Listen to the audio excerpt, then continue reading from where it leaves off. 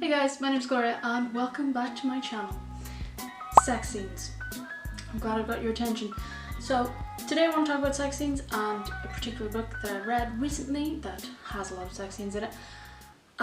Historically I just can't really stand them because they're horrible. I just don't like reading about sex whatsoever unless it's really necessary to have a long drawn out descriptive sex scene in a story. I don't really think it's necessary for a lot of stories, but it's in there anyway.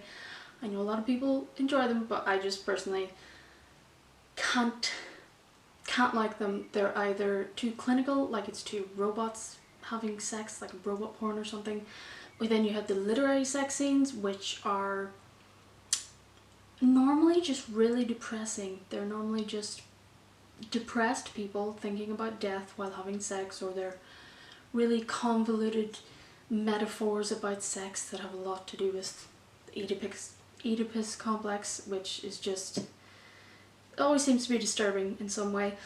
Or the worst ones for me, I think, are just the really cringy ones, like the entirety of 50 Shades of Grey. Clearly I haven't read it, but I've heard a lot of quotes from it and it just makes me gag every time. And those are just awful cringe descriptions, awful innuendos, terrible made up names for genitals that are not in any way sexy whatsoever. Case in point, a book that I read recently. I won't name the book because the book is fine itself, but it's got a couple of sex scenes that are just not fun for me. Robert pressed his skin onto hers, scraping his fleshy shell and awakening his excitement. Fleshy shell? Is that... what? And kissed her husband. She pressed her tongue into his mouth, enjoying every ridge and crevice of his warm, wet opening.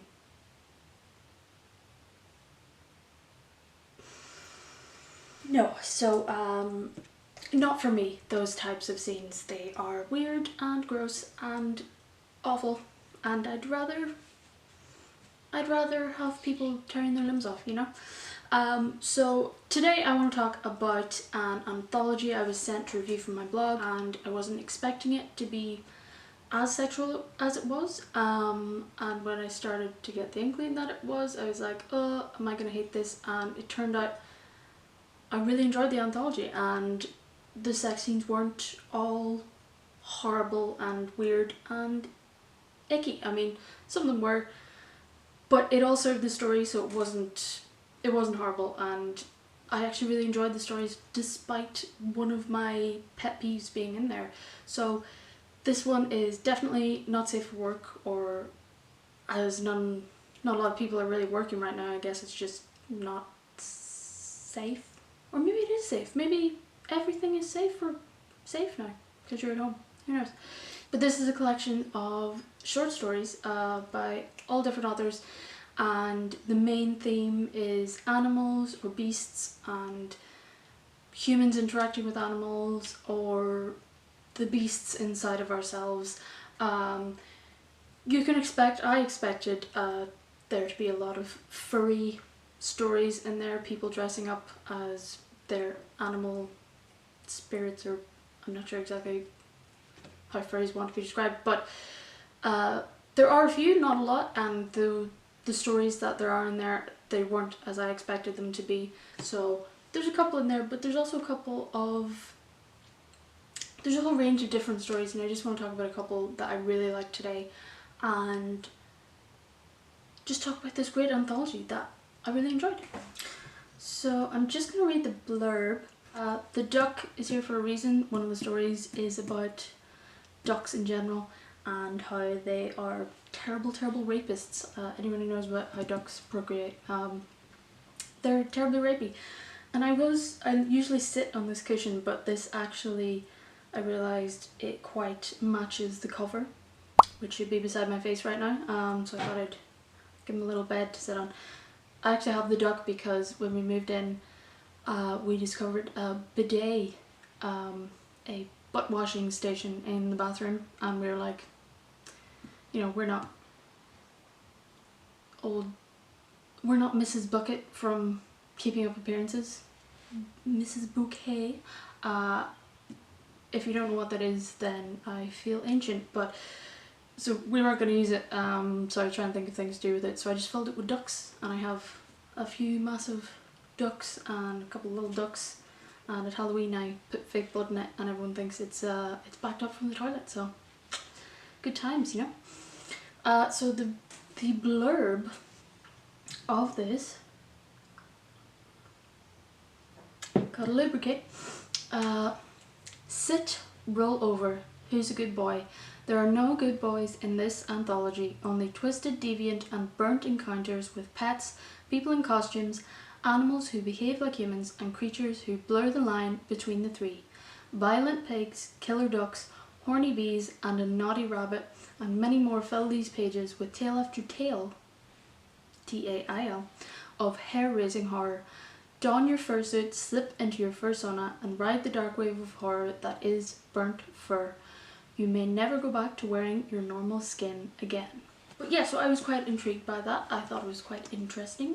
Maybe if I'd looked at that a little closer I would have realised that there would be more sex in it, but there you go. I actually don't think that there's a miss in this entire collection. Let me just look. I actually don't think that I find a miss. Normally there's, when you have a big anthology, there's hits and misses. Some of them are a bit boring or they don't really hit the mark or they seem a bit rushed, but every story in this is really well written. It was really compelling. The characters were all there, all complete people, and the weirdness in it and the weird sexual parts of it, they made sense for the story for the most part. I think there was one that I think was still really well written, but I thought it was a little indulgent in the sex scenes in it. There is a trigger warning for sexual violence in this and torture as well, but for the most part, for someone who absolutely hates reading about any kind of sexual violence or anything, I was happy to read these. They're very good. It all served the story, so I really liked it. But the actual they lead you in quite slowly, so it's bookended pretty much by two stories that have violence in them, but they're not sexual in any way, and they're both involving wolves, funnily enough. The first one is The Moon in Her Eyes by Sarah Hayes. That was just kind of a sort of a bittersweet story that led you in, very well written, really like that one. The one at the end is The Victims by James L. Steele. That again, that one was quite bitter as well. It was a good story, but there's a lot of sadness in that one. And the ones in the middle, there are quite a few that involve sex in them, but a lot of them don't. One of my favourites is the second in the collection. It's called The Mallard's Maze by Joseph Sale, and it involves the ducks. It's about a woman sitting by a lake watching the ducks, and she is studying for a PhD or a master's in biology, and she hates ducks because she understands that they're terrible rapists and everything. But as she's going home, before she goes home, she sees someone get murdered right in front of her with someone wearing a duck mask, and she tries to run away. She tries to get home. Her entire street is blocked off because of this murder, because there was a murder on her street as well, and it sort of descends into a sort of psychological horror about ducks and about this duck killer stalking her. But it was really interesting, really well done, and ducks are terrifying, and to have a huge duck coming after you for nefarious reasons, it's quite scary, and I really fell for the character in that, and I really liked it. So that one was definitely my favourite. I keep thinking about it, keep going back to it, so that one was great. Another one that I really liked was The Hamford Pigs by N. Rose, and I don't want to give too much away, but it's about this is not an insult, it's about police officers. I want to say take the law into their own hands, but they're already the law, so But it's about a guy whose father was a police officer, and he is welcomed into the ranks of the station where his father worked, and they let him in on some secrets that his father was a part of as well, and it descends into violent revenge on some people who deserve it. But again, really liked it, really enjoyed that one. Another one that was sort of almost comical, it was amusing despite the horrible violence and stuff, it's called Six Dicks, so it's already amusing. Six Dicks by Rachel Lee Weist, and this one was a little different because I think it's the only one, it's not the only one, but it's the first one in it that deals with an actual animal. So there's not a lot explained about the universe that this is in, but there are some animals who can communicate cross species and who wear clothes, and it seems that people are aware of these animals but they don't like them and they harass them and stuff. So it's about an opossum who goes to a sex shop for specific fetishes he has, and the person there agrees to make him a suit to make him look and feel like a human, so it's like the opposite of a fursuit, but he needs the flesh of 6 dicks in order to make this. So this poor possum has to, he's agreed to it, has to go about trying to steal people's penises. It sounds terrible. I'm sure it would be a lot less amusing if I had a penis, but I wasn't amused by the fact that that's what he was doing. It's the way the story is written, it's kind of amusing. He has a lot of mishaps and just he does stupid things, so that one was morbidly amusing, kind of strange, but there you go. It's weird. Animals have weird stuff as well, I guess. One of them is if you've seen any of the mind kind of jokes about the Bee movie, where a woman falls in love with a literal bee. I think it was a Pixar movie. Never seen the whole thing, thank God, but what a bizarre concept. This is almost like that. There's other things going on, but it ends up with a woman in a weird human bee hybrid hive where the men are half bees, and it's a weird gangbang situation with a lot of honey.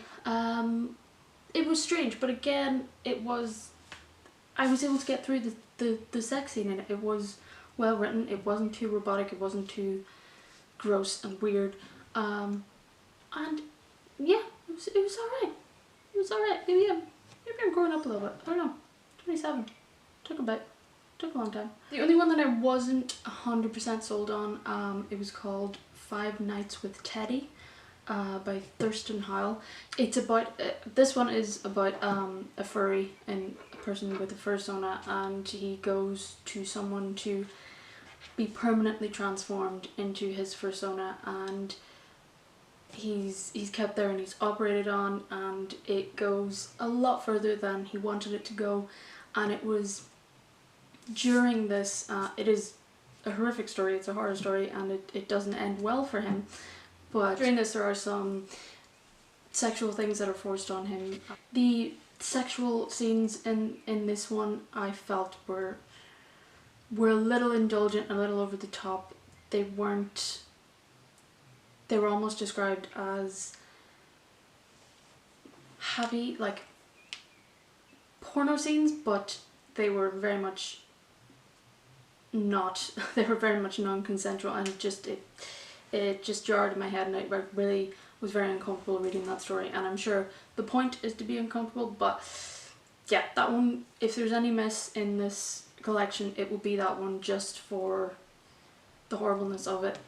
But again, that may have been the point the author was trying to make, who knows. But there are 14 stories in the collection, and if one of them is maybe a 3 instead of a 5, you know, I can absolutely take that. I really enjoyed this collection. It's called Burnt Fur, edited by Ken McGregor. I really enjoyed it. I would recommend it if you're looking for something a bit different, a bit out there. If you're looking for some sex scenes, if there's weird connections you want to make with people and animals, I would recommend this one. It's not for the faint-hearted, and I've already given a trigger warning, so read with caution, but definitely enjoy the writing. I really enjoyed the writing. The writing was top-notch. Well done for these writers. And it did explore some interesting, if disturbing, themes, but again, it's horror, so it should disturb you. So that is my deep dive into the anthology Burnt Fur. I'm very glad that I was asked to review this and I was sent this. Really glad I read it. If you like what I'm doing here and you want to see more and you want to see me in yet another week, you can like and subscribe down below, and I shall see you in the next video.